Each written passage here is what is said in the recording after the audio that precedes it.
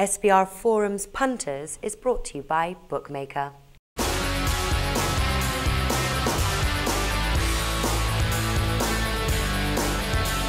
We are previewing Week 6 in college football here at SBR Foreign Videos. I'm Peter Loshak, and we are talking right now with Doug Upstone from sports-watch.com. And Doug, you wanted to talk about the Miami, Florida Notre Dame game. Now, Notre Dame is a 13-point home favorite right now, and traditionally in recent years, Notre Dame has been an overvalued team, and anytime you saw them as a double-digit favorite, you'd expect the public to bet them, lose, and the sharps be on the other side. This year, though, things might be different. Of course, Notre Dame is a legit top 10 team, I think, and they're coming off a bye while Miami, Florida's coming off of two high-scoring, close, tough-fought games. So I'm thinking maybe Notre Dame minus 13 is the play here. Is that what you like here? Is that why you recommended this game?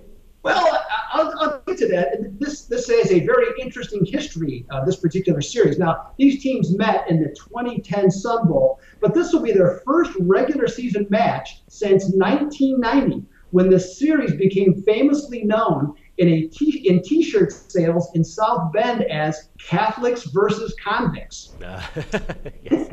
Now, since being crushed by Kansas State, the Miami offense has hit another gear, with quarterback Stephen Morris directing the attack, putting up more than 600 yards in each of the last two games and scoring a grand total of 86 points.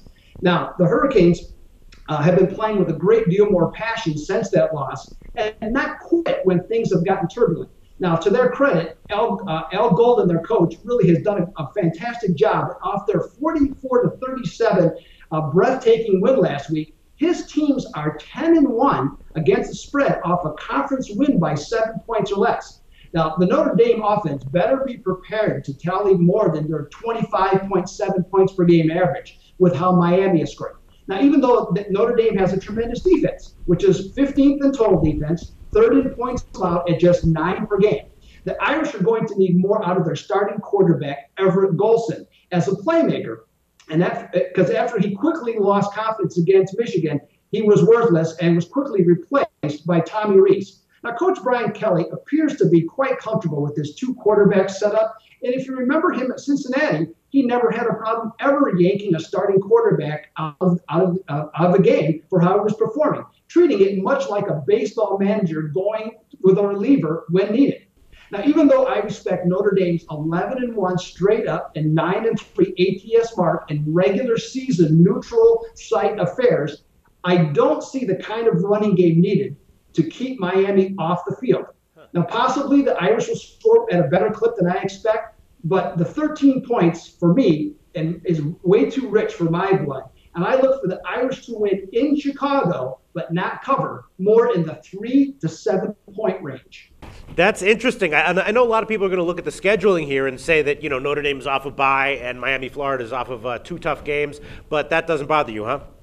No, it doesn't at all. Because, again, their offense, I just haven't seen enough. I mean, since the Navy game, they're just not scoring many points. They're making a lot of mistakes on offense. Their offensive line, which was thought to be top 10, maybe middle of the country in terms of with their production so far. Without a good running game, I just don't think they're going to keep Miami off the field. And Miami's hot. And if Notre Dame has a weakness, it's in the secondary, which Miami can certainly exploit.